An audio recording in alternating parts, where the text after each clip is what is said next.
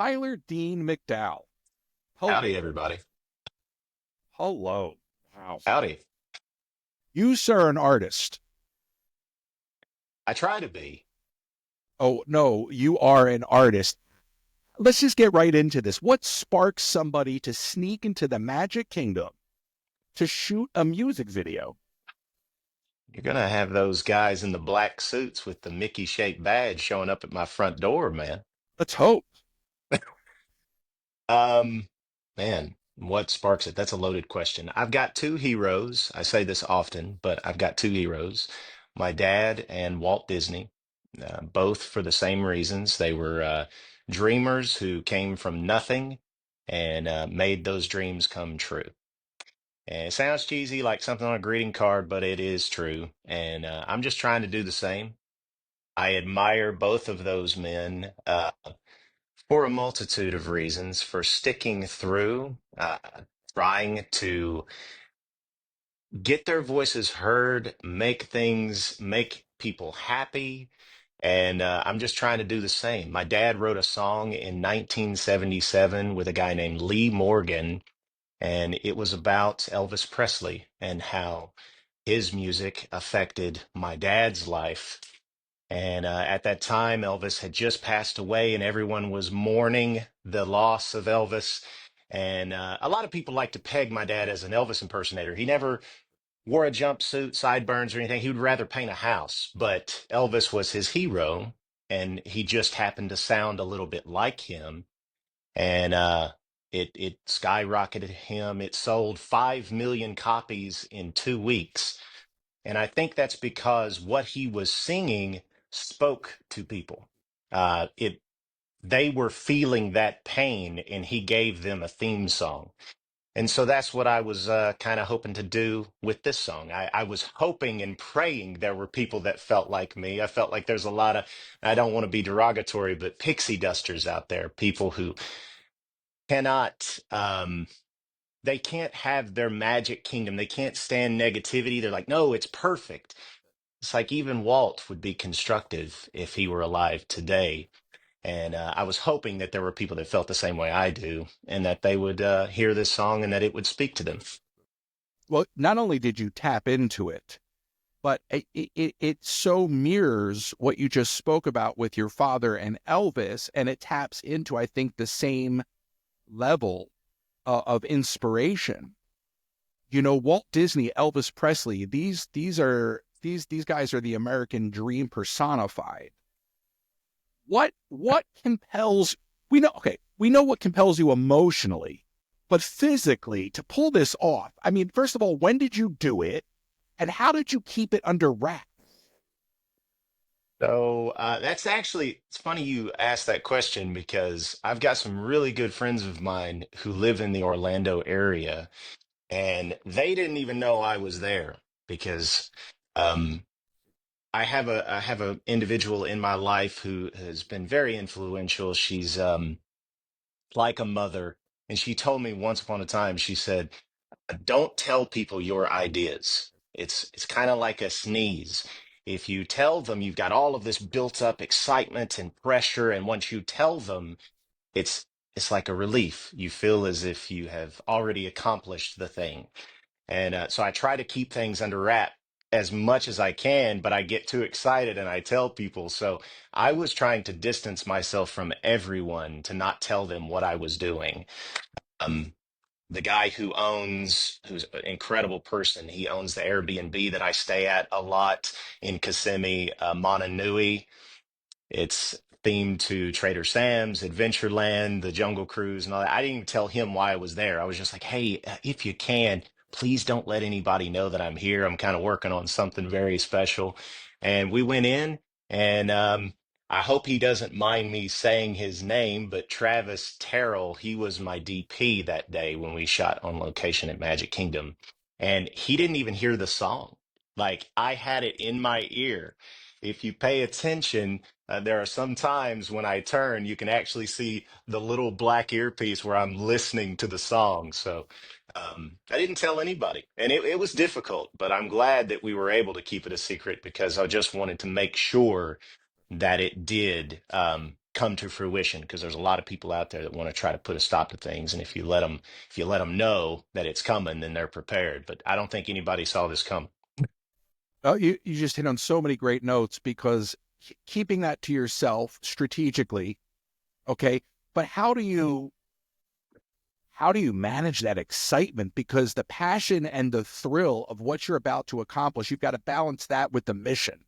So it's got to be Yeah. so hard to execute that covertly and keep all of that excitement, because I would be bursting at the seams to at least let somebody know what I'm up to, but that could potentially ruin everything. Well, luckily, I have a cousin who he was also signed to Curb Records as well when he was younger in a group with my brother. And he's an incredible talent. Listening to him sing, people tell me that I'm an okay singer. Chris he is an incredible singer. And he has done all of my background vocals for me post being let go from Curb. And we've worked together very closely on every single project from Come to Nashville to Older Women. We did a version of Almost There from The Princess and the Frog. Um, and I was able to talk to him. So anytime I got excited, we're talking about the project, I felt like I had an outlet where I could, discuss the thing. And because you just touched on that, what does Disney mean to you? Beyond this mission, what does Disney mean to you? Because there's something brewing This is there. so interesting because normally when I do interviews, I have to talk about music and country music and stuff. So it's so nice to talk about. Um, I'm passionate about music and I'm passionate about a lot of things, filmmaking, screenwriting. I'm a novelist, but yeah, Disney is a big part of who I am. And I hope this don't turn some people away, I often say there is a big difference between a Disney fan and a Walt Disney fan. And I would consider myself a Walt Disney fan. The man, his ideals, what he was trying to accomplish, how he accomplished those things, that is what I admire. And he was flawed. He was a human. I'll never forget, and I need to find the interview because I love the clip, but there's an interview of Diane, his daughter, talking about, and I want to say, don't quote me on this, I want to say it was the day, the opening day of Disneyland. Either way, she remembers a moment where it was late at night and they were headed home, and Walt was in the back seat in like a fetal position, laying down, passed out. I know why he was passed out, but he was passed out too many Scotch mists. But he was passed out, clutching the blueprints to Disneyland. And when I heard her say that, like I was always a Walt Disney fan, but that to me made him human because I have been there.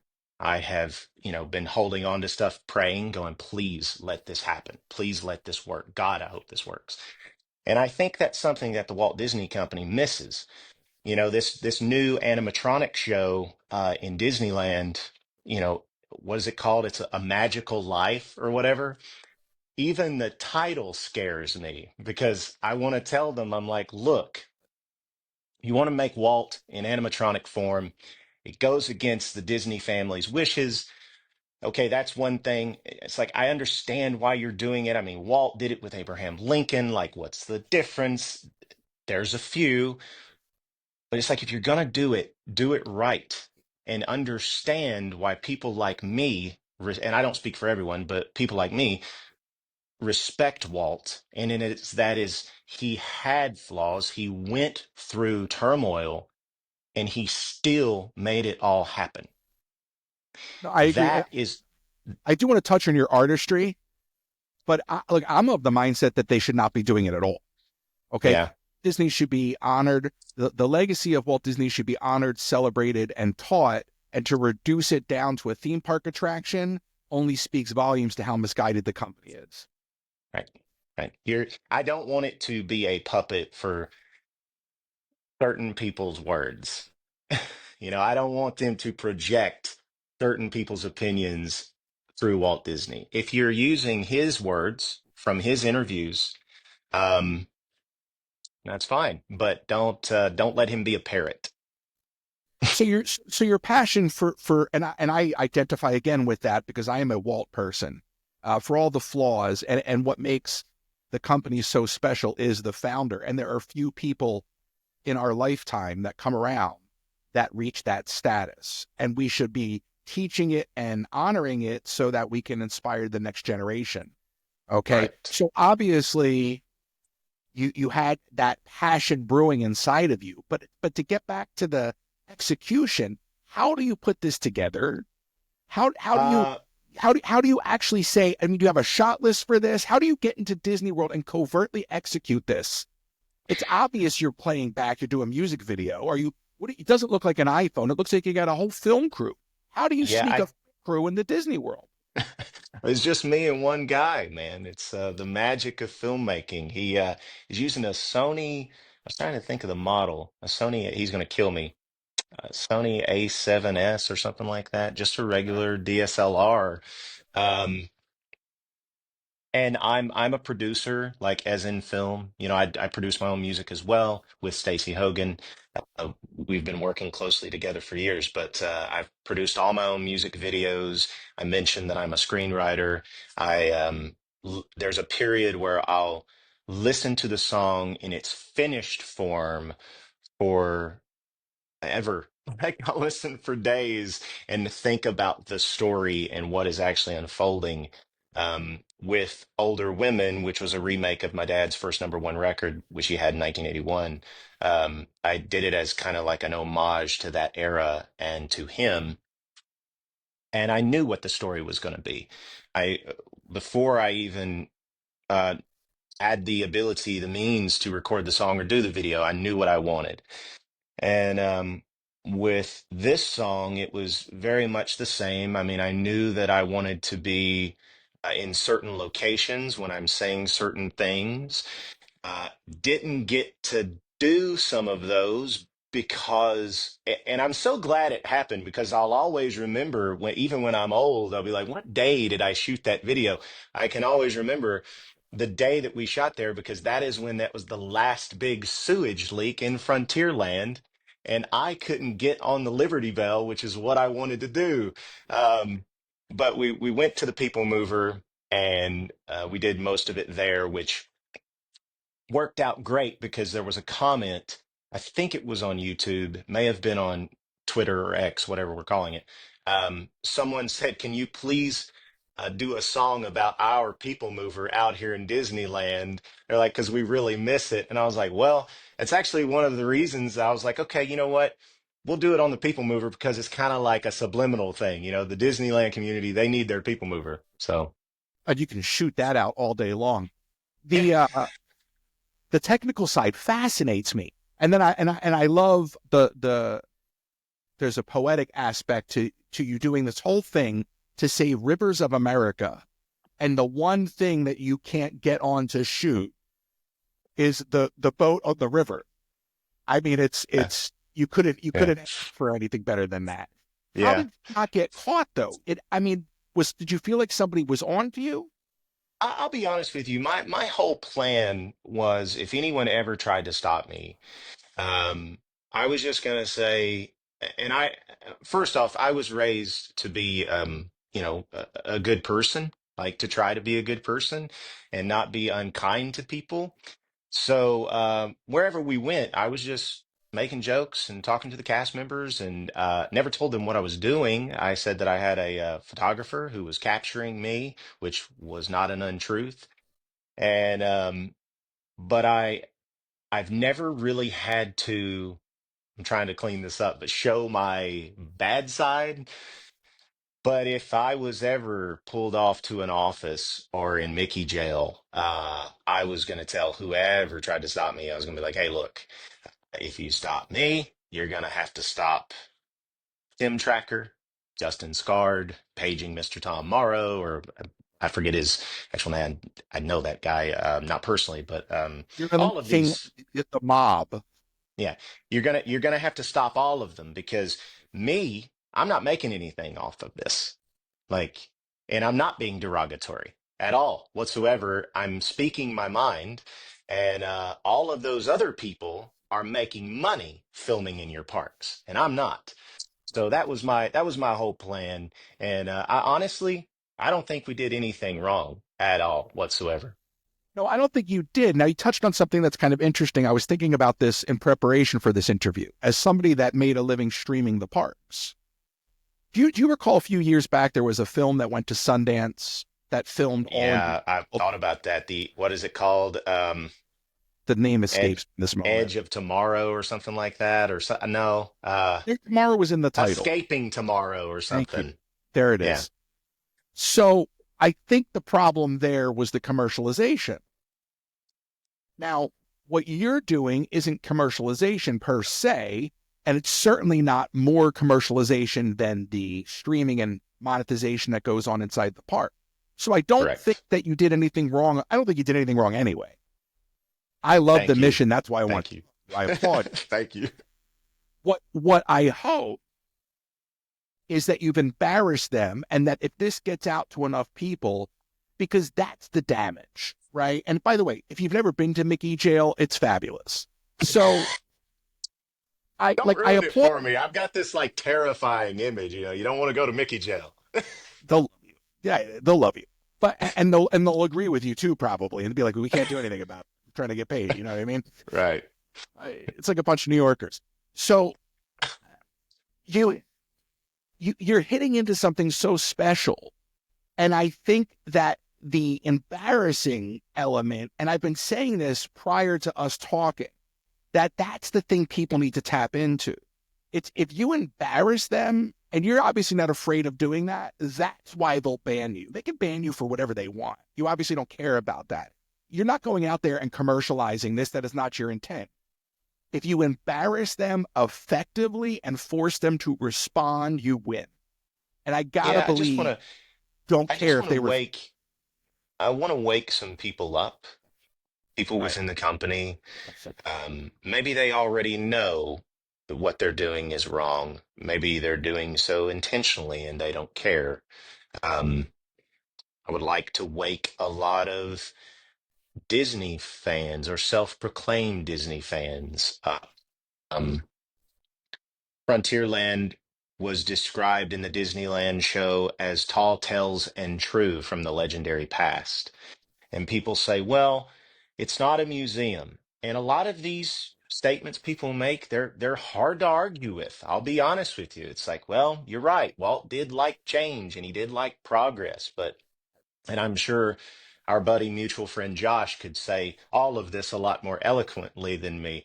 But at a certain point, you still need to stay true to what I would call the foundational pillars of what makes a magical kingdom magical. And in every single one of the uh, preliminary designs, either drawn by or approved by Walt, of a magical kingdom included a river and a land that celebrated tall tales and true from the legendary past. So at a certain point, it's like if you don't disagree or if you disagree with that, are you a Disney fan? Like, who are you? Like, what do you like? Do you just like cheap entertainment? Well, then you're not a Disney fan. You could have fun at any other theme park. Like, if you want to say you're a Disney fan, then you have to uh, cherish and the original intent of the founder.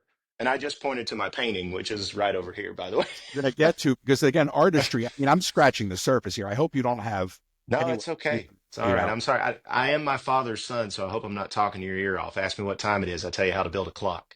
No, please, please, and then I'll ask you to repeat it. Okay. Okay, so just kind of pausing here for a minute, figuratively speaking. You decide you're going to do this. Is there is and you recognize that there could be a response from Disney, and when I say you don't care, you're not worried. But is there anyone or anything telling you that you shouldn't do this? And then how do you navigate that? I think my dad is very wise.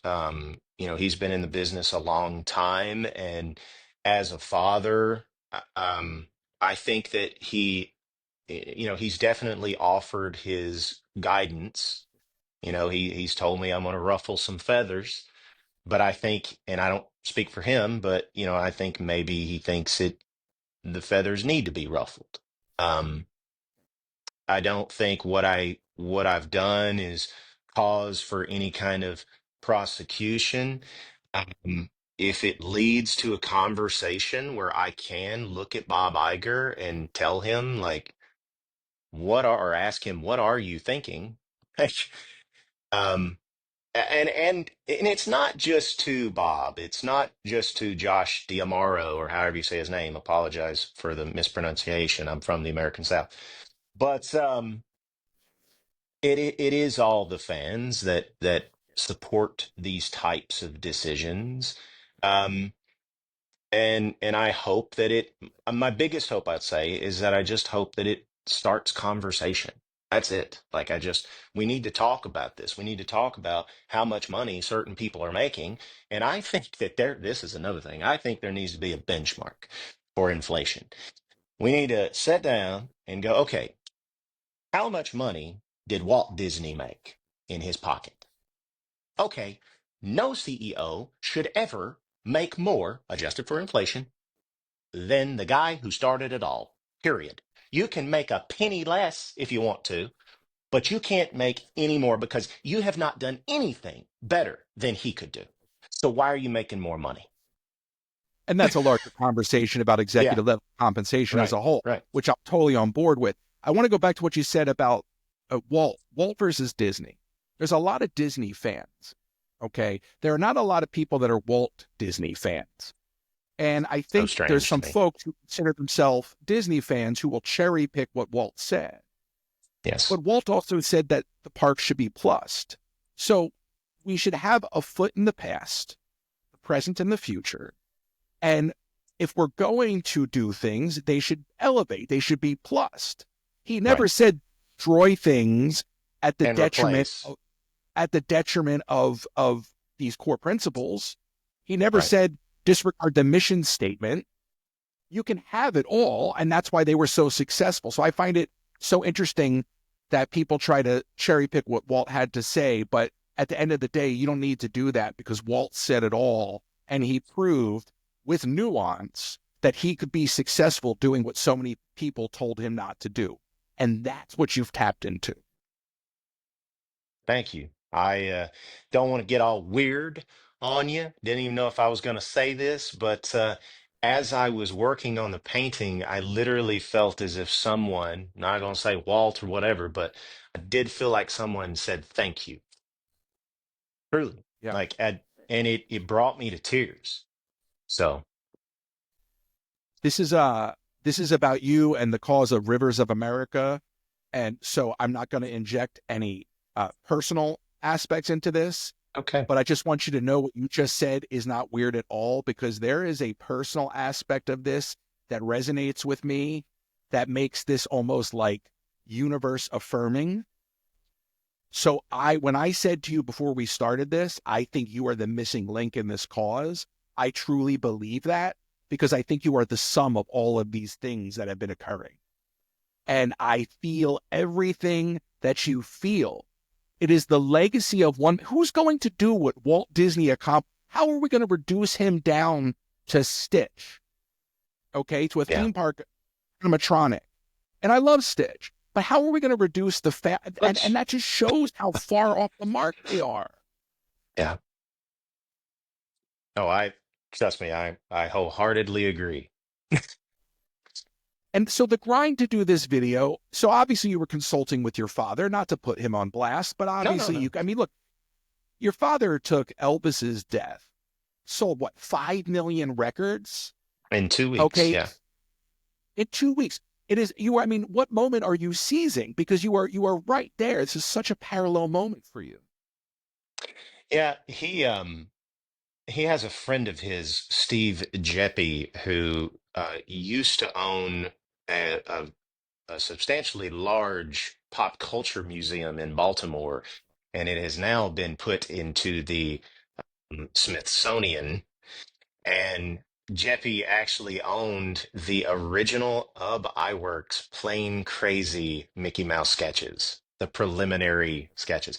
And Diane tried to, not to put her on blast, but Diane actually called Steve and tried to get those drawings for the family museum, but she wanted them for free. And Steve was like, Diane, I paid a lot of money for these. Like, I love your dad, you know, but and of course I'm paraphrasing, but he was like, I love your dad, but I can't just give you these drawings. Um, but the reason I bring him up is him and my dad are like that. They're best friends. And Steve told him, he said, you know, everything happens for a reason.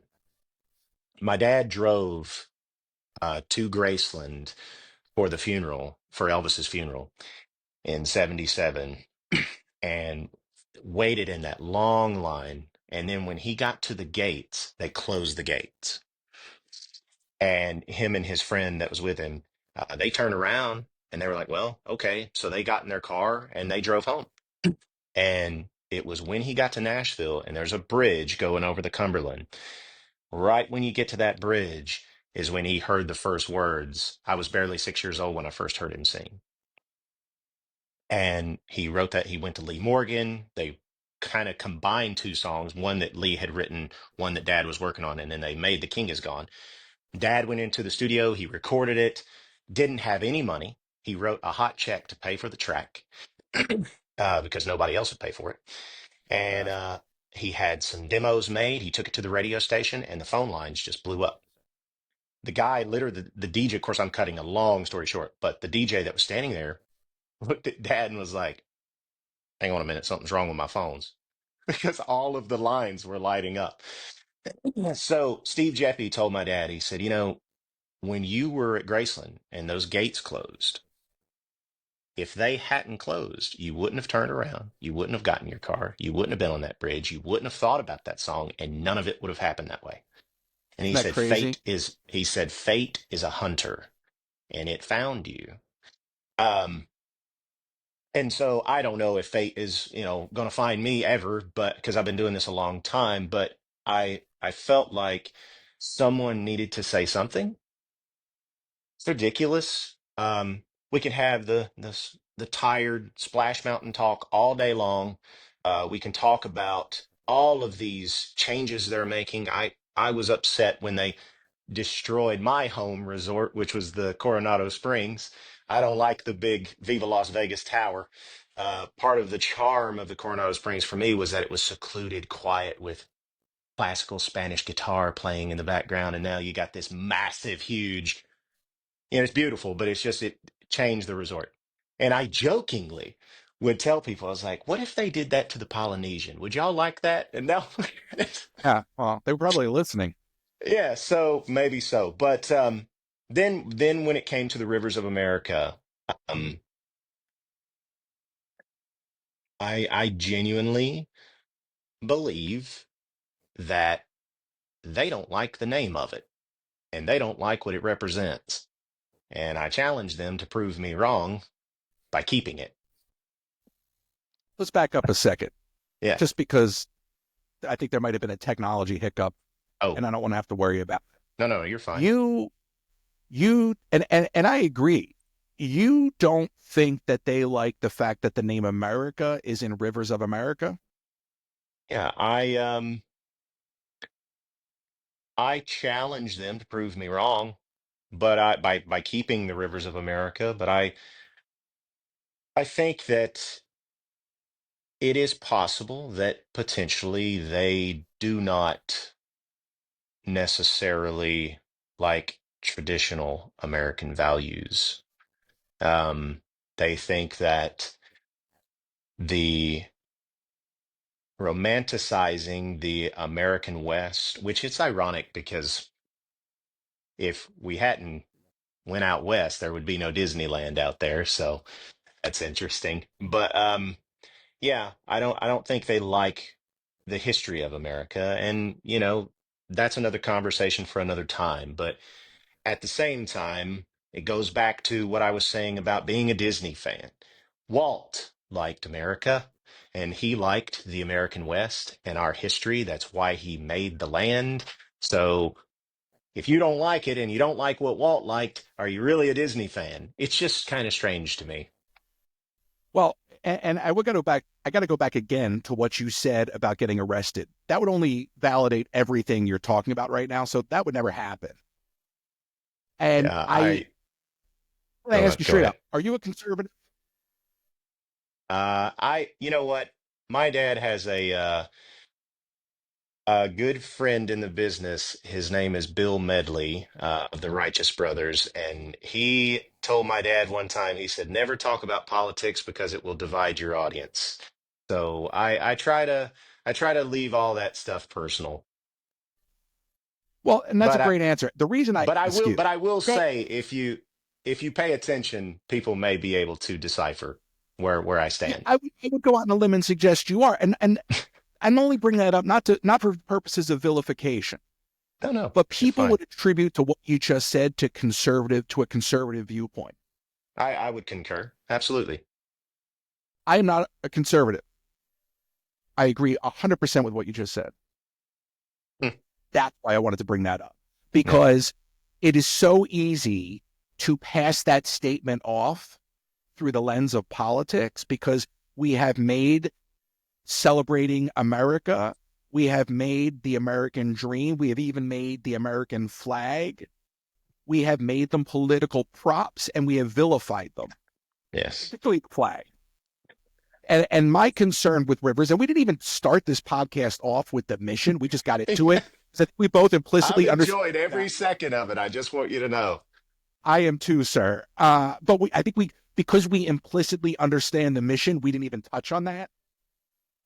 It is the heart and Right. soul of Disney World, Yeah. and it is the beginning of ripping out American history from the parks. Well, I do want to touch a little bit on because for a while I found it difficult to articulate why it's so important.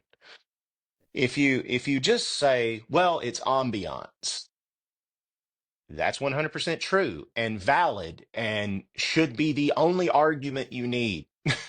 But people, it's not strong enough for people.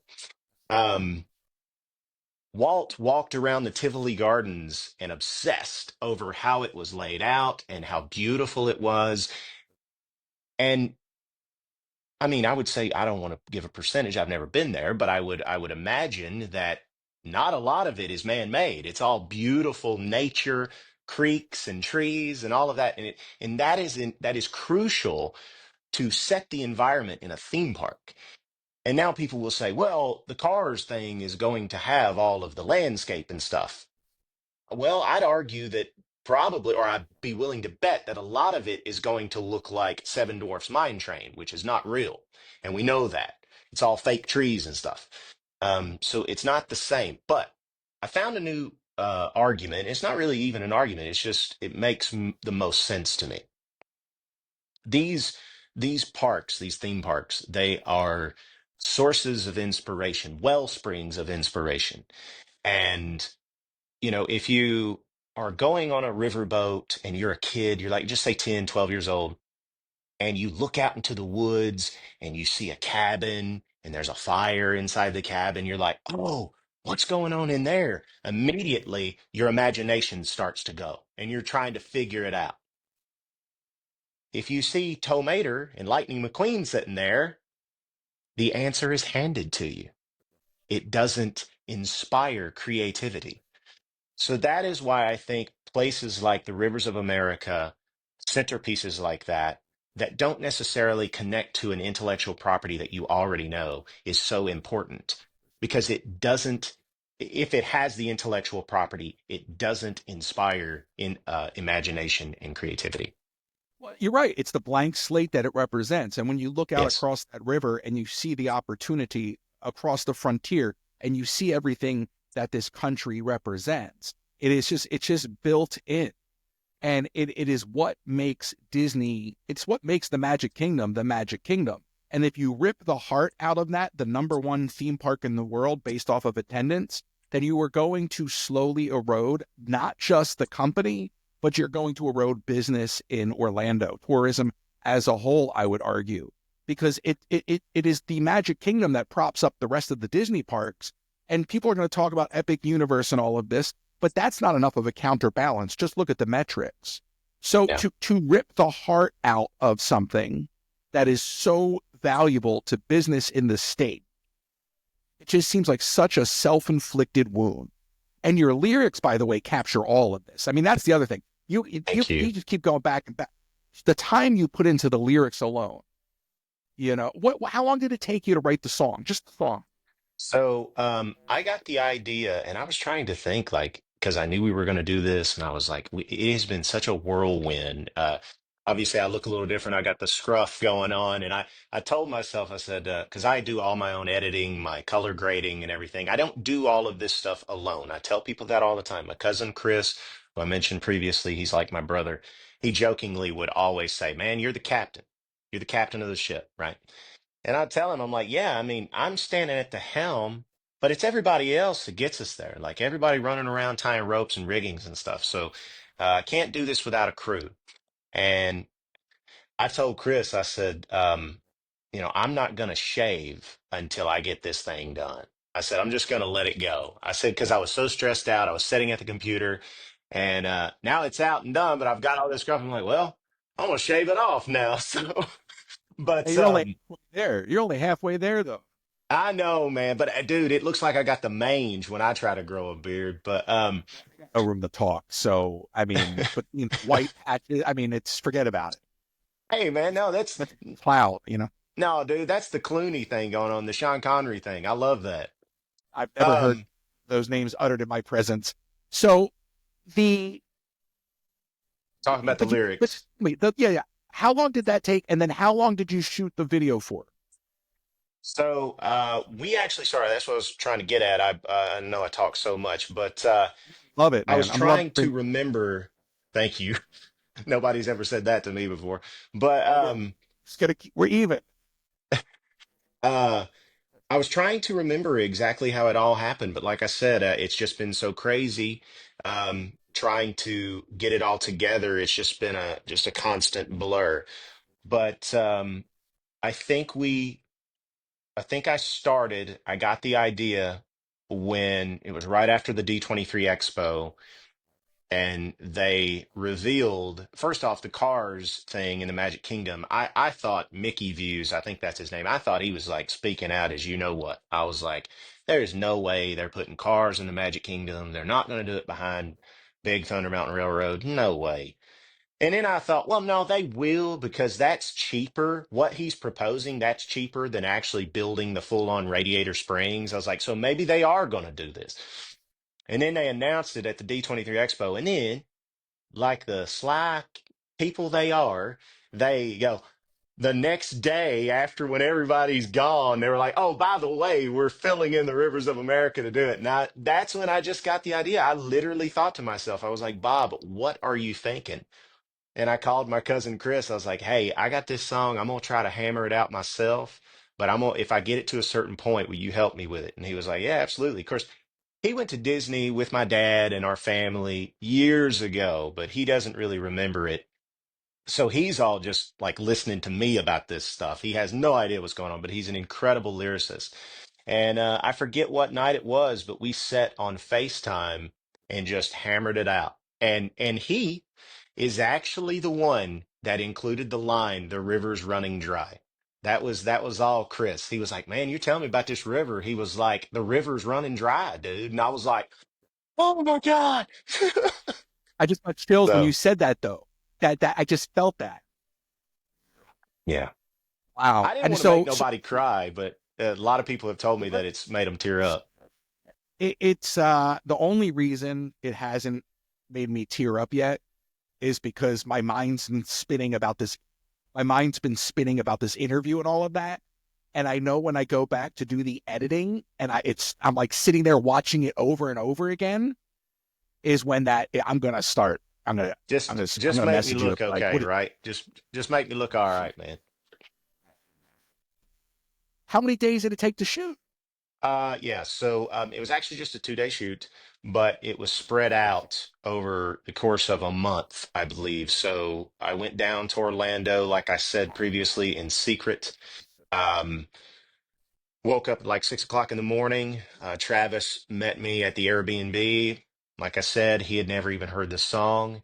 And you had asked me, if I knew like shots and things that I wanted, and I did, but I had never put it on paper because I say all of my music videos, but it's just two thus far. That is, I've always had this dream of having a series of music videos that tell an overarching story.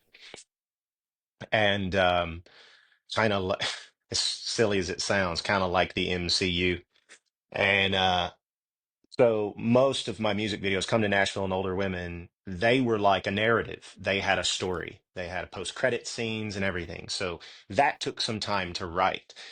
But as far as what Walt would say, I knew it was just going to be performance shots in of me in the parks and then me painting.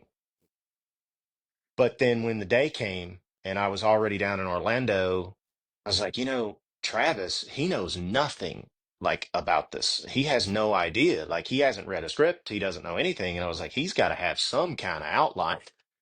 So I sat there that next morning and I wrote a quick treatment of just for every line where I wanted to be because I didn't, or timestamps because I didn't want to give him the lyrics. And it's not that I didn't trust Travis. It's just I didn't want anybody to know. I was trying to keep it close to the vest. And of course, he kind of picked it up. We were on the ferry heading to Magic Kingdom and he said something to me and I wrote it down. I have a terrible memory, but I wrote it down and I was like, I cannot believe you just said that because I know hang on. Oh crap. I almost had it. It's one of the lines from the song and he literally said it and he's never heard it. Nobody had at that point. My cousin Chris had just heard it, my dad, me, and obviously our producer Stacy. And I looked at him and I was just like, that is so ironic that you just said that. And he was like, why? And I was like, I can't tell you. But he had said the one of the lines from the song.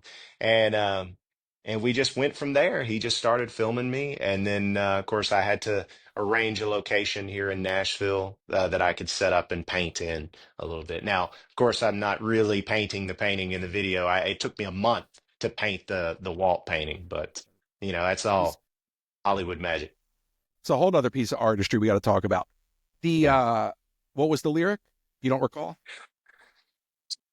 Let's see. Hang on, give me a second.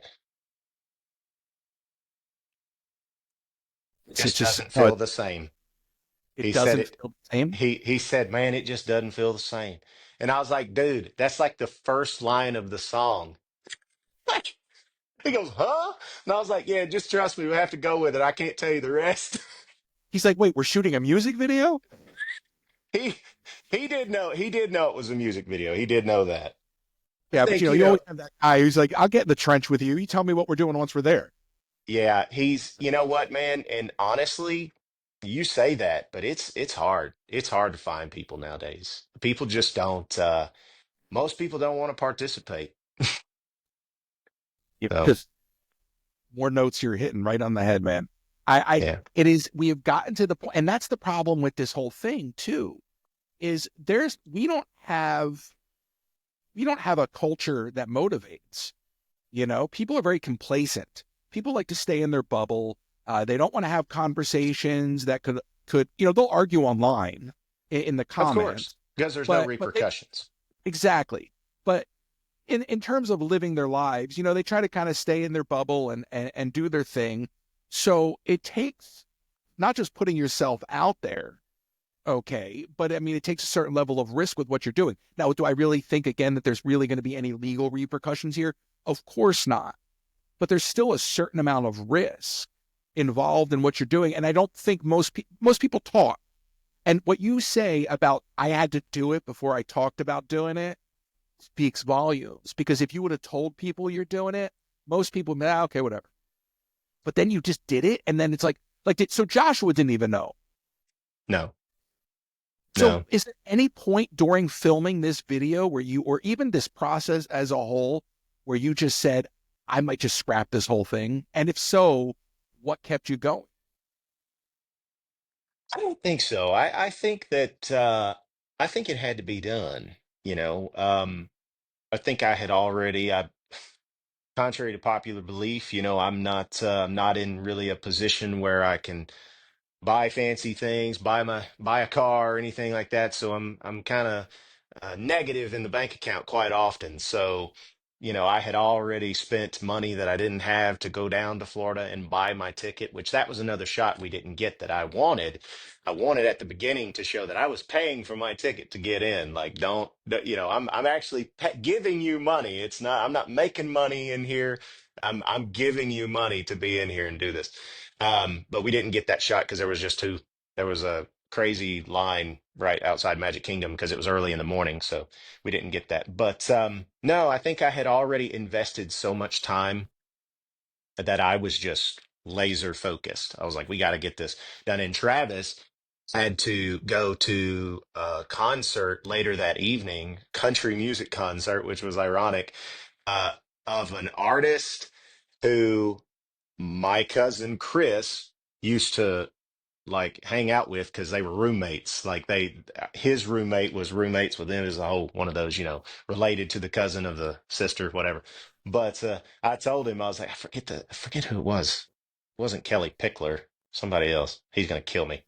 But anyway, I said I next time if I ever see her, I'm gonna be like, hey, my DP had to cut out early on me because he was going to your concert, But we got it done, man. We got it done. And then, so you went back and kind of planned a second day as sort of pickups. No, so no, I knew that I was going to shoot because we actually shot the scenes of me painting in Gallatin, Tennessee, which is, about maybe 15, 20 minutes outside of Nashville. Because I don't think they want me carrying that big old canvas into the Magic Kingdom. Imagine that might blow up your spot. Yeah, that might make them suspicious. How would you, when we talk about Walt's legacy being at risk, how would you sum that up? I mean, why do you think it's at risk as a whole? Well, you asked some good questions.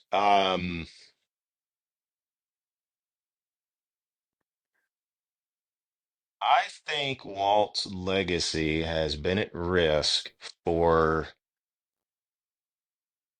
a long time. I'm not going to say after his death because there were people like his brother Roy and Michael Eisner, people who cared. Um, and And I do Eisner think never got the credit he deserved. I'll just say that. no, I'm an Eisner stan. I'll tell him to his face. You know, decisions made later in his career were different, but I don't think that's his fault. Him and Frank Wells were an incredible duo. They were essentially Walt and Roy. I think that the Walt Disney Company should be ran by two people, a creative and a business person. That's when it thrives. Couldn't And agree more. here's the thing: if you're a board member or you are the board, why wouldn't you agree with me? Like, because it's logic. It's like, oh, the company did well when it was ran by a creative and a business person the first time. Okay. Then it was great when it was ran because, okay, I would argue that the Eisner era is almost just as important as the Walton Roy era. Because Critical. think about it.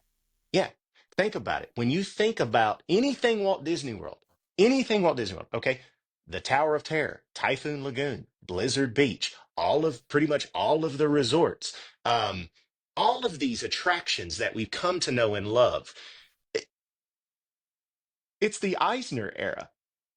Well, but the first of all, I couldn't agree more with that sentiment, and it is coming off of fighting a hostile acquisition. And it's funny because, for a company that leans so much on the data, you pose a great point. Look at the data. If you're the Right, board, look at the data. You've always right. thrived. I believe Stags and Mayor are the answer to the problem, but I agree. you wrote one off. Right. Okay, Mayor went through his little dance with TikTok for 6 months. So now you got to buy Candle Media. They're being paid as consultants anyway. And you're going to bring in Dana Walden from Fox, Right. who's going to further not understand the brand.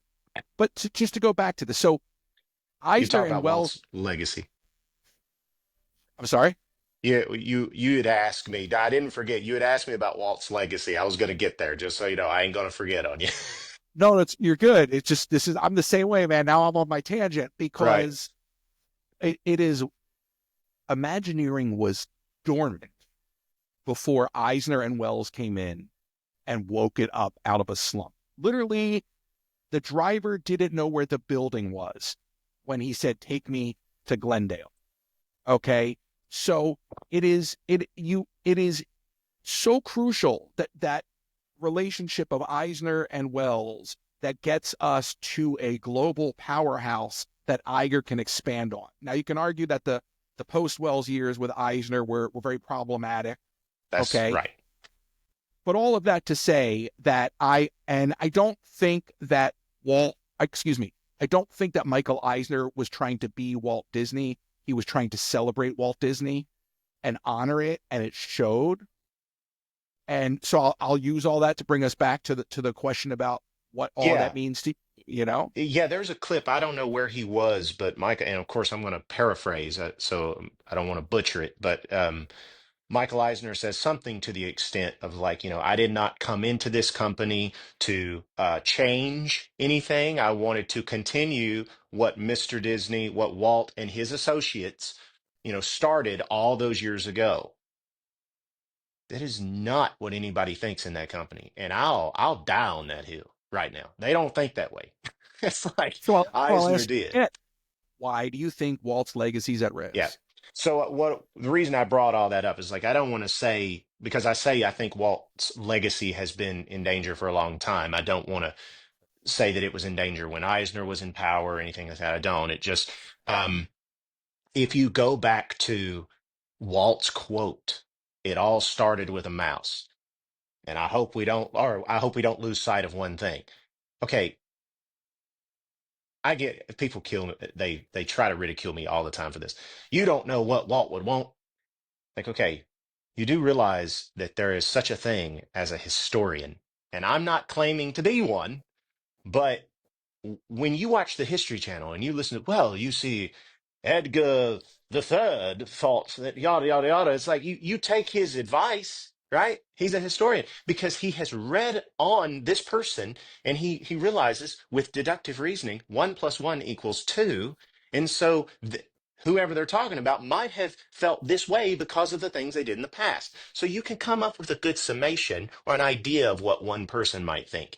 So when I say like Walt meant this or whatever, people go, you don't know what he meant. Yada. No, I pretty much do. When Walt, because I've read every book, will listen to every interview, watched every biography on Walt Disney.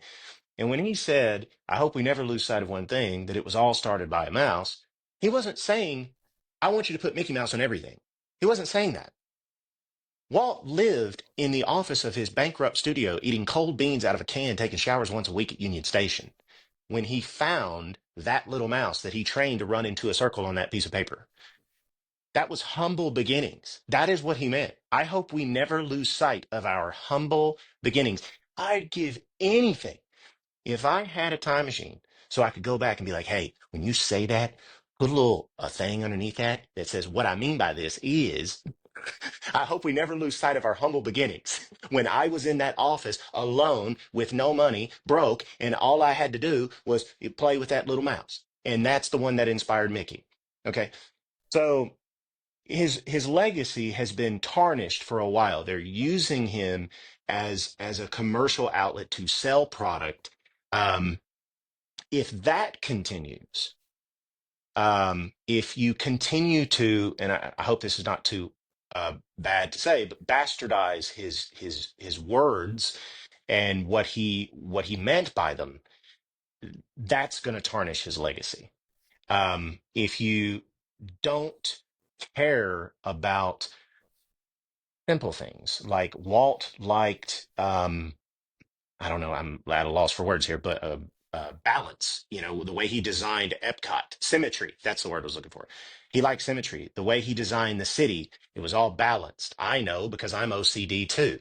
And then you go to Epcot, and the first thing you do for the spine is you bulldoze half of it and make it unbalanced. It's like, well, that doesn't matter. And no, it would have to Walt. So when you start doing things like that and you start changing the fundamental foundations of the things that he created, that I think is going to continue to tarnish his legacy. Yeah. I hope you And can make sense out of the nonsensical ramblings. no, it's thematic integrity. And it is when you start to talk to people about this, you'll lose them because Yep. most people don't care about that, right? It's rides. How many Right. rides did you go on today? Right. So I appreciate everything you're saying and I understand it. I guess if I'm looking at it from the mission as a whole, because I don't think everybody that hears this and sees this video is going to get it at that level. But what would you want? Because look, the passion, the dedication, the determination, much like your father, it's all there, and you feel it the second you start watching this video. You feel it. So what would be the one thing, obviously saving the rivers of America is the mission here, but what is the one thing you want people to walk away? Is there one moment in this video that encapsulates what you want people to remember and walk away from when they finally embrace this? Because I'm telling you, you've only scratched the surface. You are about to go on a wild ride, my friend. Um, Man, I wish I would have prepared for that. 'Cause like I said, you asked such great questions. I think I want people, if you claim to be a Disney fan, to not be afraid to be constructive. Do not be afraid of what you may perceive as negativity. It's not. Um, when you are constructive, like saying gold spray paint on the spire of Sleeping Beauty Castle is not good enough, that is not being negative. That is being constructive. And that's okay. Because if we continue to pretend that everything is wonderful and happy and oh boy, then it's not going to be for too long. Right. Yeah. And being critical of something you care about is just more passion. It's being indifferent Yeah. that allows these decisions to be made. Like, And there's okay, obviously no one at the top that cares enough. I'll give you an example. Please. I think it was the D23 Expo before the last one. Um, Maybe it was the one before that. I'm not sure. Whenever they announced the Disney Skyliner, the whole arena erupted in applause. And I was so like taken aback by that. I was like so confused because I'm like, stop. Like if I could get on stage and grab the microphone from Bob and go, wait a minute, stop, shush. Why are y'all cheering? Wouldn't you rather them expand the monorail? Wouldn't that be great? Wouldn't that look cool? Seeing the monorail pull up outside of Animal Kingdom? Like, why are you cheering for this obvious? It's a very efficient system. I'm not gonna like I've ridden it a few times. I'm not gonna want to ride it in 5 or 10 years. So, like I'd be scared to death. Like rust is gonna fall apart. But I'm like, wouldn't y'all rather have a new fleet of monorail trains? Like, wouldn't y'all cheer for that? And then I would love to hear the murmur, like everybody going, oh, yeah, yeah, yeah, yeah, yeah. Yeah, why don't you, but They've yeah, done a build the great job. monorail. Yeah, boo. See, that's what they need to do because that is a perfect example of like, if you are critical in that moment, if everybody, when they announced the Skyliner, would have booed, you might Yeah. have a monorail train now. Like, Yeah, but it's okay to be critical. everybody in that audience now considers themselves a content creator. So they don't want to trade perceived access. Okay. So it's very hard to find people that are going to be honest about it. And at the end of the day, the reason they don't want to, and I understand cost, but they don't want to do the monorail because the monorail it's like something now like $40 million for a mile of track, I You mean believe. It's Bob's insane. salary? Exactly. But on top of that, they never even replaced the monorails the first time around. These monorails, they're actually affectionately known as the duct tape monorails internally. Okay. The monorails are falling apart. Yeah. Okay. I've watched doors been kicked shut to make sure that the sensors latch. So you're talking about an antiquated system. And instead of saying, let's put some money into maintaining this, they'll go put a stock system over there. And then to your point, in 10 years' time, that'll be at the same level the monorail's at, and you won't want to Right. ride it. Like Yeah. people don't notice it because they're on vacation. I'm there all the time, or I had been for a while. And I'm telling you, on a regular, there's a monorail door being kicked shut because the sensors aren't working. Oh, And it's it's just it's stuff bad. like that.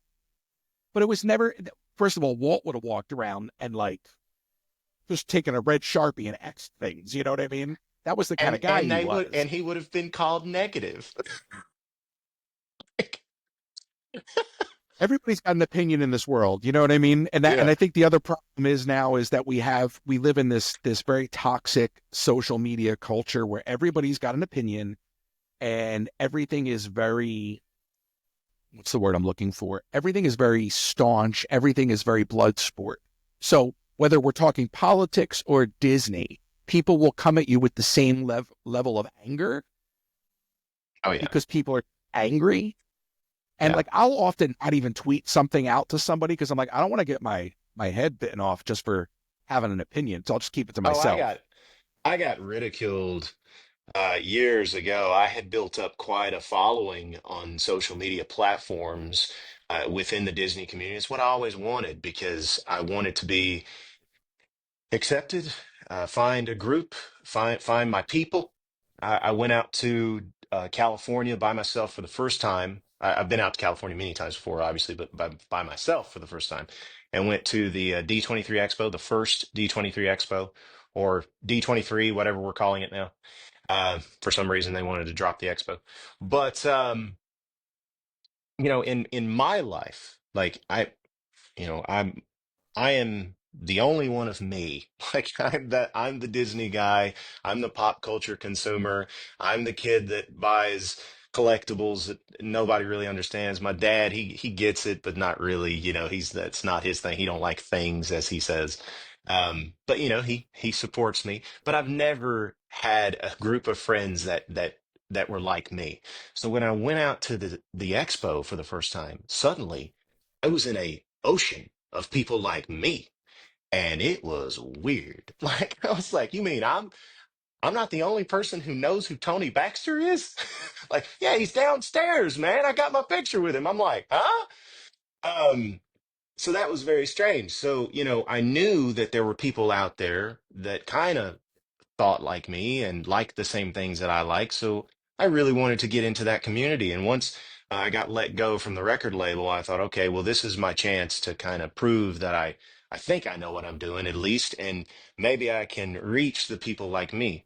And I built up quite a following. And then when I'll say this first. So when I was a kid growing up, my dad had a good friend who was in the movie business in Hollywood, good friends with Ron Howard, and had connections within the Walt Disney Company. And we got sent the best quality you could have at the time, Song of the South. And so I was the only kid that I knew that actually grew up with Song of the South. So love the movie, love James Baskett, love Splash Mountain. And when it closed, I was vocal about it on Twitter. And boy, they ate me alive. I lost every follower. I mean, I got death threats. Like it was horrible. Um, I won't name names, but obviously, because I ain't gonna do that. But somebody who I really thought was a friend of mine, he even he unfollowed me, and it was devastating. So yeah, talking about Twitter and how people can be, I'm all too familiar. Oh, and listen, I come from the world of TikTok, and I love Song of the South.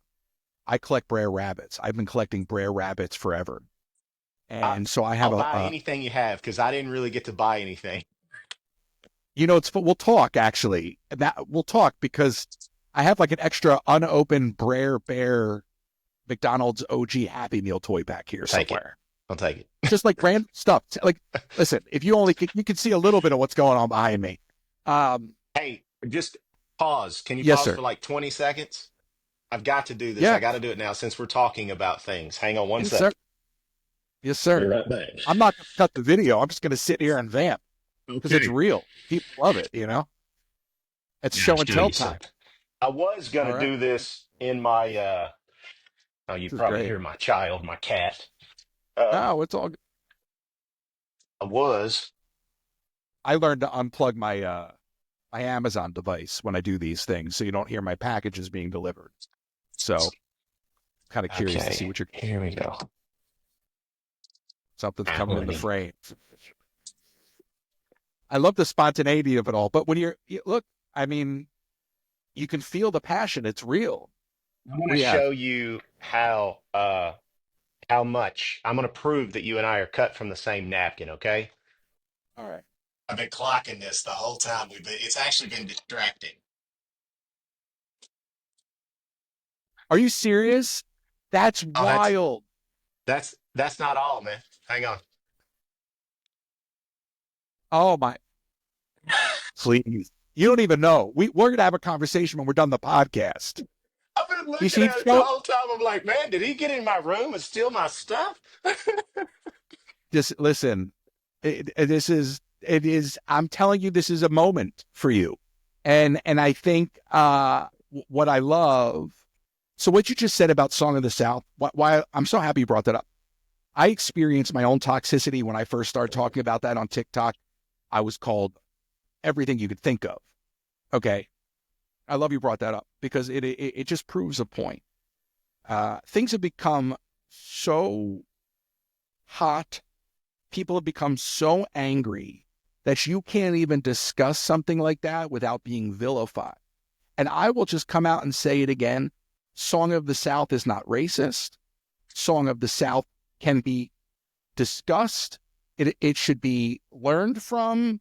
It is problematic in many ways, but it is a masterpiece. It is a technical marvel.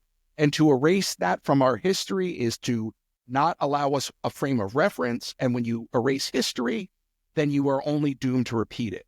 So I would not touch that conversation in the early days. I don't give a you know what anymore because I'm Beautifully just so spoken. over it. But I Song of the South often is masterpiece. I often ask people whenever I have the conversation, if ever I do, or I'm allowed to, when does intent come into play? Um, Online, I you can't read intent. That's the problem. right. Well, I often tell people well, not often, but sometimes in the past, I've had to say, like, I'm not so sure there's such a thing as a bad word. Like, what does that mean? What is a bad word? Because you use certain words, and it's a word for, I hate to say it, but fecal matter or things like that. It's like, what makes the word bad? And then I say, well, I think it's the intent. I would argue that ugly is a very bad word, and maybe more so than some of the other words that are deemed bad. Okay, so Song of the South, when it was it created with the intent to harm or to bring together? And I think, and this goes back to, well, you don't know what Walt would want. No, I do from research. I do. Um, Walt made Song of the South with the intent to show a very close-minded society unity between a white person and a black person. That is why they hold on the shot of the young boy reaching out and holding the hand of the black man. Do you know how like risky that was back then and how Right. shocking that was for those people to see that and to show that unity of them holding their hands? And It's nobody like talks this, about the fact that it's a story of divorce, which is also like way ahead of its time. right, right. It So, just gets lost in all the race. I mean, because first of all, Uncle Remus is a folk hero prior to the movie. right. So why are we forgetting that? I think it's just the people that we're talking about don't know this stuff and they're blinded by ignorance. Yeah, I would say, and we were talking about the Twitter days when I was getting ridiculed, I would say that they are destroying James Baskett's legacy. And an argument I heard often was James Baskett wasn't in the ride. And I would go, I know. And that's terrible. Yeah. He should be. Like he should, but there should be a statue of him out front of the ride. Um, But what I mean by his legacy getting destroyed is that, and I'm, preaching to the preacher here, but the last thing keeping his legacy in the public subconscious is being destroyed. Because they go on the ride, they hear the songs, they sing along, they know the words, they get older, and they go, where did that come from? They look it up, then they find out, they learn about James Baskett. And without that ride, that never happens. And And that was my whole point. there's an opportunity for conversation. You're on Right. Bob Iger's Best Friends with Oprah. Do a Disney Plus special. Yeah. I'll just say it, and I shouldn't say it, so I'm going to choose my words very carefully. But we're gonna throw James Baskett out, and nobody wants to talk about Bobby Driscoll. Go do your homework on what happened to Bobby Driscoll. Okay, juxtapose Bobby Driscoll's fate, okay, with reality, and then let's talk. Okay, because nobody's out there talking about what's wrong with the fate of Bobby Driscoll. We'll prop him up, but okay, you know what I'm Yeah. saying. Yeah. Oh, dude. People told me on Twitter or X, whatever, when the Chip and Dale movie came out, Chip and Dale Rescue Rangers, and Peter Pan was the villain and he was washed up and fat and he was the evil guy. And I'm like, do y'all like, do you know how disrespectful this is to the guy? Like, this is actually what happened to him in reality. Like, and y'all are making a joke out of it. And the people went, oh, well, the filmmakers didn't know. And I go, well, first off, that's impossible. That is absolutely impossible. If they did What you're any kind of talking about? research. Back up. What are we talking about? Oh, you I know what poor we're talking about innocent with child. Driscoll. No, no, no. I know what happened to Bobby Driscoll. What in the Chip and Dale's movie? So, Chippendale's spoiler alert for anybody who hasn't seen it.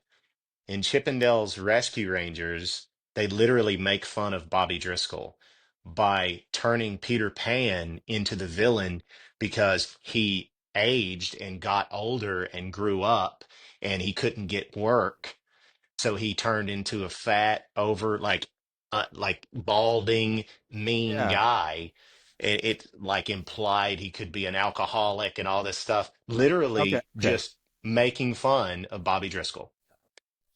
I didn't. I like in my mind. I'm like, did they animate him in the like lying in the street No, no. like I that? mean, he's just no, but they no, but they just turn they make him a punchline. And people tell me Yeah. they go, "Well, they didn't really know what happened to Bobby Driscoll." And I'm like, "Well, okay, that's no excuse. They should have." Well, now They now that we've beat around the bush, just for Uh-oh. everybody's Uh-oh. clarity, Bobby Driscoll, he suffered the fate of so many child stars, and he became washed up, and I believed he died of an overdose. Is Yeah. that accurate? All right, It let's move was on. yeah, I don't know about overdose. I don't know how they would have unless there was something at the scene, but I mean, they didn't even know like who he was. He didn't have no identification on him or anything.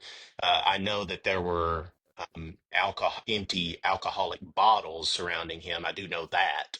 So, but as far as like, It's a sad story. yeah, it's really bad. He was found by It kids. it it's haunted him like that. I mean, that's sick. Yeah.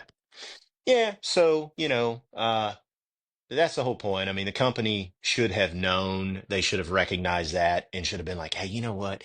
Maybe we shouldn't make Peter Pan the villain of this movie. You know, use another character. Yeah, yeah, or it was done with purpose. Who knows anymore? I want Yeah. to get back. I want to talk your artistry now. Let 15 years, 15 years in the business. You Uh, start out. actually, actually, 30, honestly. My dad put me into a vocal booth when I was 5. So, Wow. So yeah, 15 years as signed a to almost sign. signed to Curb Records. Yeah. So 30 years. Okay. 15 signed. And you initially, understandably, start off as Tyler Dean. Okay. Yeah, my dad, he didn't want there to be any bias, so he had someone else pitch me to Curb Records, Mike Curb as Tyler Dean. I went by my middle name. So here you are, 15 years later, give or take. And Tyler Dean McDowell is having this moment parallel to something your father did in respect to Elvis's legacy, and you're doing it now with Walt's legacy. What does that mean for you career wise to be able to come back to this point now where you can both be independent and stand independent as an artist, but then also honor and mirror something that your father did with his own legacy in respect to somebody else's legacy? Because it is your father's legacy. Yeah, you say it like that, and I'm even thinking to myself, it sounds intentional, but it wasn't. I mean, it's Dad always jokes and says that, Walt's my hero, but as I've told you, I have two, and that is my dad and Walt. And Dad thinks that Walt's number one. It's not even close. Of course, I'm going to admire my father way more, but and for the same reasons, like I've mentioned before. They were dreamers and made their dreams come true, and I'm just trying to do the same. And because I've always looked up to Walt, and because it means so much to me, I think it was just natural. I've been saying on Twitter and Instagram and everywhere else, like I just feel like what I said needed to be said by somebody. And I don't have a huge platform, but I have the ability to cut a song every now and then when I get a little extra money. So we put it Under together. And what'd you say? I'm sorry. I said that was understated. Yeah, well, I Listen, you did it, and the thing is, it does feel natural. It doesn't. That's what's so striking to me is the parallel is there, and I can appreciate how, as an artist, you'd want to carve out your own thing, but it's got to mean something to you that this moment has lined up for you, and it now yeah, I mirrors mean, the thing because it's if somebody else were to do this, I'm not saying that it wouldn't resonate, but this carries a different level of weight in terms of like the cultural zeitgeist. yeah, I never looked at it from that perspective. I'm interested, like it's interesting to me listening to you say it that way because I'm just like I never even thought about that. I mean, I have seen parallels in the past. Like I was uh 27 when I released or recorded the Older Women video, and my dad was 27 when he had The King Is Gone. So I did see those parallels, but I didn't record that older. Yeah, I didn't record the Older Women song and do the video from me. A lot of people come up to me and they're like, I like the original better. And I go, well, me too. That wasn't the point. The point was to take the spotlight and kind of turn it back towards my dad a little bit. That's why he's in the video. Um, but yeah, so there have been some parallels, but this is interesting. I never thought about it that way. I'm just waiting for Dick Clark to call me and put me on American Bandstand like he did for Dad. It'll be Ryan Seacrest this time, but it'll Yeah, still be yeah. If productive. Dick Clark calls, it'll be kind of strange. Hey, you never know with AI. He was a good guy though, from what I heard, what I hear. Now you mentioned Diane Disney. Is there a relationship there, or is that just through was that old stories? Yeah, just research. Like I said, I have tried to obtain every bit of information I can about Walt. So yeah, never got a chance to meet her. I do believe though, it's interesting you brought that up. My dad was, God, where was he? Somewhere out west, I think. And there was the show he was doing, they had reserved seating. And he had sent me a picture. It's probably still on my phone, even though it was years ago. I keep all my text messages. He had sent me a picture of two seats, and it was two Disneys. And this is going to sound slightly derogatory to Diane Disney. I don't mean it that way. It's just I know the Disneys were very private people. They clocked the seats and where they were. They kept an eye on where they were. And during the show, my dad looked at the two people and he was like, "Hey," he was like, "Are y'all related to Walt?" And the guy was, a bigger, like stronger guy, old people, but big guy. And he goes like that, like shook his hand. And the woman kind of shriveled up, and she does like that and hits him and goes, "No." And then the guy goes, "Yeah, no, no, we're not." And I wasn't there. I had to stay because I think I was still signed to the label at the time, so I wasn't on the road. But Dad told me that story, and I was like, I think that was Ron and Diane. I was like, because they were so private, and Diane didn't want anybody to know. And I think they went to my dad's show. I really do, which makes sense because they're about that age, about when he was having records, they would have been in their 30s, 40s. So I think Diane and Ron, well, that's the story. I'm sticking to it. Wow. And the Ron Miller, I mean, that's a whole we could just go down a whole Disney conversation about that because you bring up Ron Miller and there's 100 things I want to say because that's a period of uncertainty for the company. Yeah. And Ron gets a lot of grief and a lot of flack. I mean, listen, he's a former NFL player, comes in to take over the Walt Disney company. You think that, I mean, in over his head? Well, I don't really know that much about Ron. I know that Walt, in his own words, said that, it took him a long time to convince Ron to come work for the company. He didn't want to do it. And that was when Walt was alive and Ron was still a young guy. So just the fact that he did and Right. stood up to the plate, and this is just my own personal opinion based on what little I know, just stepping up to the plate, I mean, that's commendable. You know what I mean? Yeah. Yeah. I agree. I agree. I want to ask you about this painting now. I'm trying to make sure I check off all my questions. You mentioned obviously I get the production aspect. You painted it separately. Okay. But where does this idea to tie, I mean, because you're using so many different mediums. So where does the inspiration come from to incorporate this painting? Well, I mean, obviously Disney, art, Disney. And my dad's a painter, kind of passed it on to me. I've got the poster for my older women music video over here. I wanted like a 1980s style Back to the Future, movie poster. So I did that. It's fairly large. And so I try to incorporate my artwork, whether it's digital or in paint, because I do all my logos and stuff. I do have a buddy of mine, Robert Holtby, who helps me out sometimes. Recently, he's helped me out. But for the most part, I've done all the stuff myself, all the album artwork and everything. So it's just, it comes natural in regards to doing incorporating it all with my music. But this one in particular, uh, I don't know. I mean, somebody last night on Twitter, I keep saying Twitter, X, they said Walt would never sit there and cry. And I was like, well, art I is saw. subjective. I understand that. Like, first off, Walt himself said that there was a period in his life where, he couldn't pick up the phone without crying. So you're wrong there. But that's not really what it is. He's more just in deep concentration and, you know, discouraged and disappointment.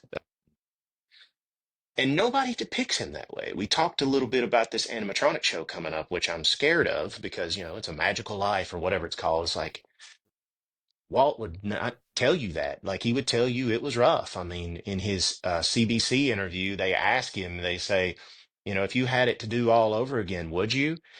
And he thought about it and was like, I don't know. He's like, hope I don't have to do it all over again. And I know when he says that, it's funny, but I know he's thinking about those times when he was living in that bankrupt office, taking showers at Union Station, eating cold beans out of a can. I know that's what he was thinking.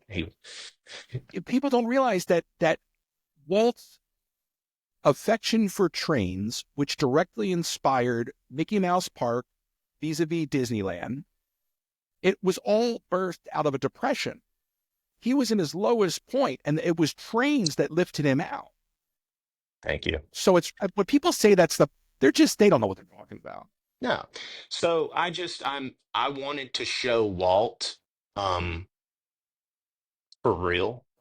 Like not sitting there looking at what, Epcot, which is like, yeah, I love this. Like, no, he wouldn't. He might appreciate the original Epcot because at least the theme park was trying to inspire his ideals, the concepts that he was hoping Epcot could inspire. Um, but what is there now does not have anything to do with the experimental prototype community of tomorrow. So he would not be sitting there with a big smile on his face. And I wanted to depict him for real. And I thought it was going to be the album cover initially for the song. And I don't know how it came about. I was just like, you know what? I'm going to show myself, quote unquote, painting it and then unveil it at the end of the music video.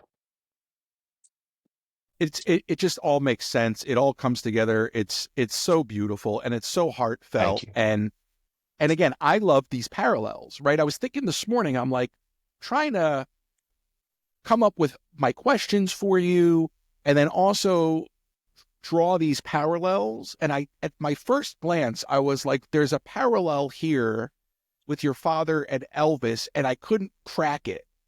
And again, I'm going to say it, and now it's going to sound crazy when I believe this is a moment. And I believe it's like everything that you have done is meeting this moment, and we have been waiting for you. So what is next? Because it's out there. And I sure as hope that everybody in my audience is not just listening to this, but going out there and sending their emails. But what's next for you with this cause? And what's next for you as an artist? Um, I would. So when you first started asking that question, I was like, well, I know what's next because I've already got it in the cannon. But I always tell people I'm lining up my cannons ready to go, hoping one of them hits the mark. So I've already got one, and That's what Walt did. yeah, it was it's a passion project, and it's one that the Disney community, a portion of the Disney community, will love. It's another anthem. Maybe not on a scale of like, caring about Walter, maybe not as important as this one, but one that I think people are really gonna love and one that I've wanted to do for almost 10 years, maybe 10 years now. But we've already recorded it and I've got it. And we were going to do that first. But, like I said, I produce my own stuff, direct my own music videos, and I know what the video has to be, and it's gonna take a quite a considerable amount of money. Unfortunately, it takes money to make money, and to Disneyland wasn't built on a shoestring budget. So the video that I want to do for this next song has to be done correctly. So hopefully, I'll find myself in a position where I can do that someday. But as far as what's next with this project in particular, I don't really know. I think the world will tell me, Dad, I'm sure you want to talk about parallels. I'm sure he had no clue what he was going to do when when he recorded it. He just went home and had a phone call from Dick Clark and said, "I'm flying you out to L.A. and you're going to be on America's Bandstand." So maybe I'll get a call from somebody. I don't know.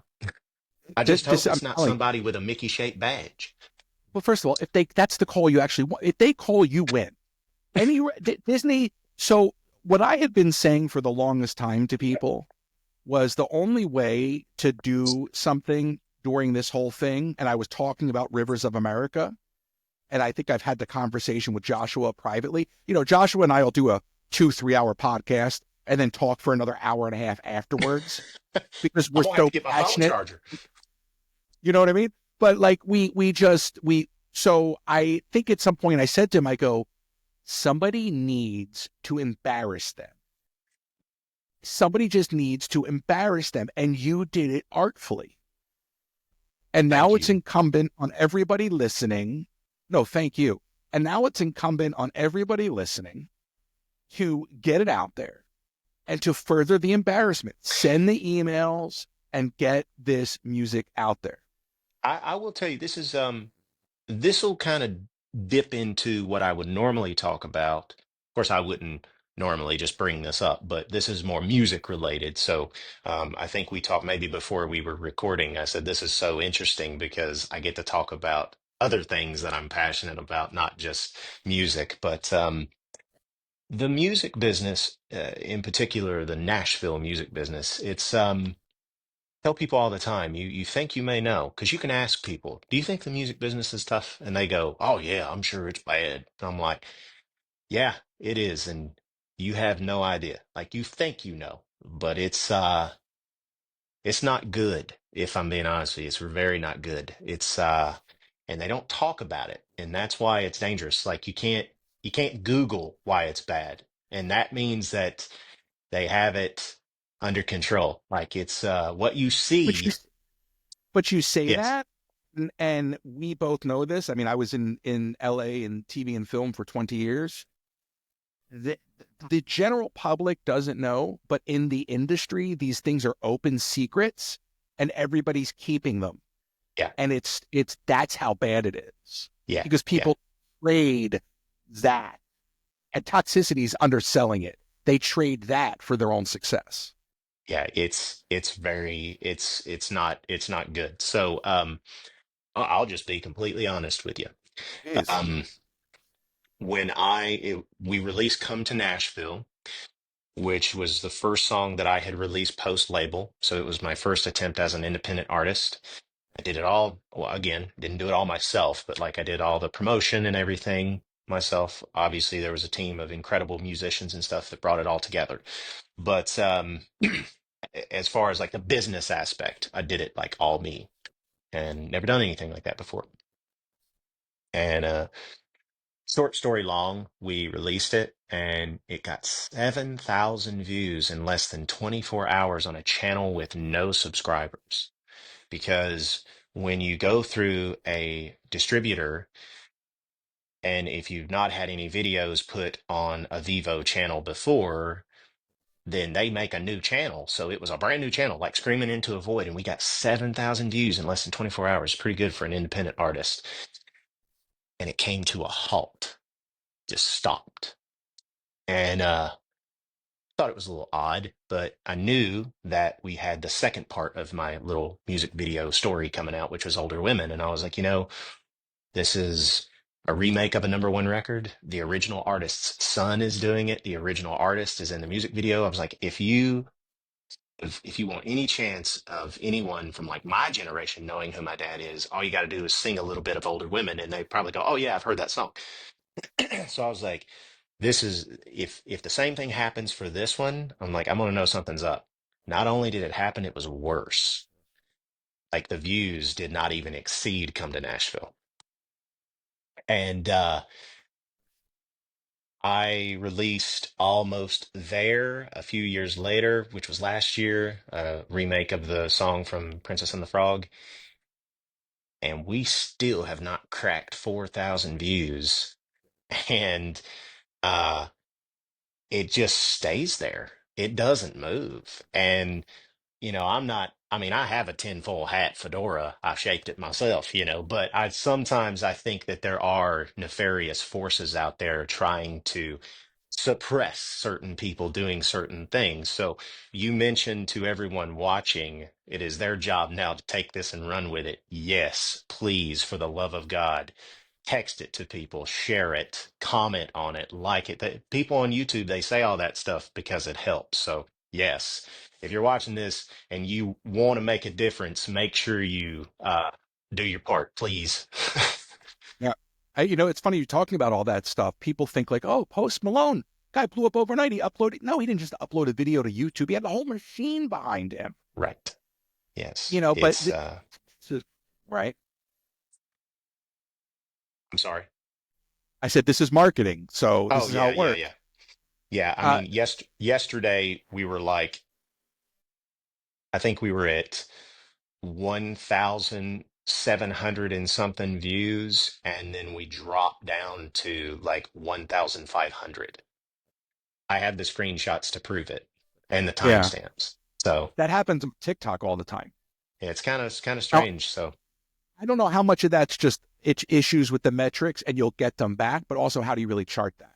right, I don't know. But look, we what you have done, and by the way, I would love for you to come back and just talk shop, irrespective Absolutely, of this, please, because there's absolutely. so much more to talk about. I've thoroughly enjoyed this.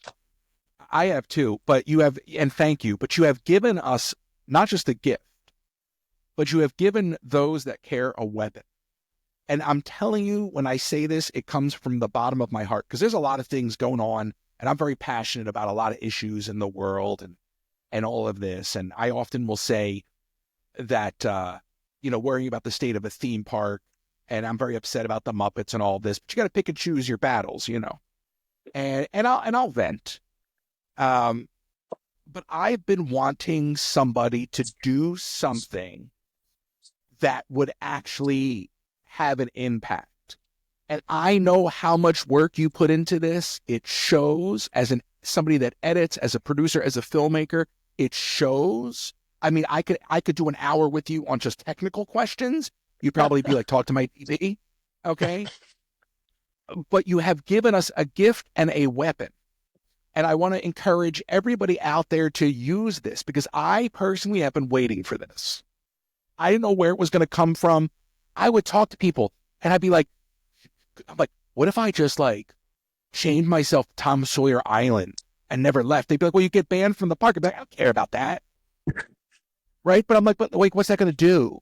Yeah. Like, they need to be embarrassed. And by shooting not a social media video, but by shooting a full on production, by shooting a music video in Disney under their nose, you have embarrassed them. They may not realize it yet, but I'm going to tell you, myself and everybody listening right now, we're going to do everything we can to make sure that they are embarrassed by this. I'm And I probably not want going to be able to to, do another one in there. I know that. My name will go off somewhere on a monitor. They'll be like, hey, that oh no, we're country going to singer, do, dude.